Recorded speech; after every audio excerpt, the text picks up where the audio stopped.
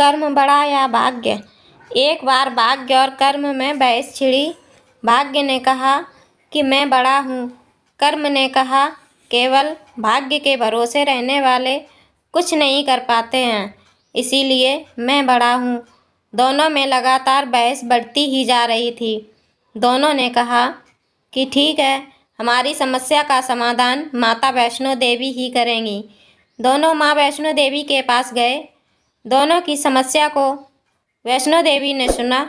माता वैष्णो देवी ने दोनों को एक गुफा में भेज दिया और कहा कि आज की रात आप दोनों को इसी गुफा में गुजारनी है। दोनों मान गए और गुफा में चले गए। रात में दोनों को भूख लगी। कर्म ने अपने लिए भोजन की तलाश करना शुरू कर दिया।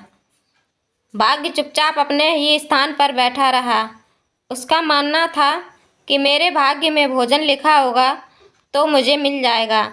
कर्म को ढूंढते ढूंढते एक चावल की बोरी मिली जिसमें चावल भरे थे। चावल के साथ साथ उसमें कंकड़ भी भरे थे। कर्म ने चावल पकाकर खाया और जो कंकड़ था उसने भाग्य को दे दिया। कुछ ही देर में वही कंकड़ हीरे में बदल गए। कर्म को बड़ा आश्चर्य हुआ कि ये कंकड़ हीरे में कैसे बदल गए। रात गुजारने के बाद दोनों माँ वैष्णो देवी के पास पहुँचे।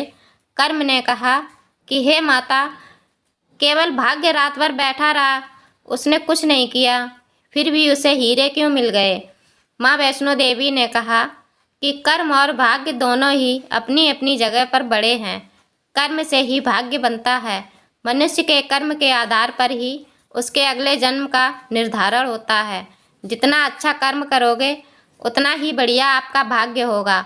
भाग्य को हीरे मिलने थे, इसलिए वो हीरे तुम्हें कंकड़ दिखे, इसीलिए तुमने उस कंकड़ को भाग्य को दे दिया। तुमने अपना कर्म किया, रात भर तुमने भोजन ढूंढा, इसीलिए तुमको भोजन मिला। तुम दोनों अपने अपने जगह पर श्रेष्ठ हो। तुम दोनों में न कोई छोटा है और न ही कोई बड़ा है। कर्म और भाग्य दोनों माँ वैष्णो देवी के उत्तर से संतुष्ट हो गए।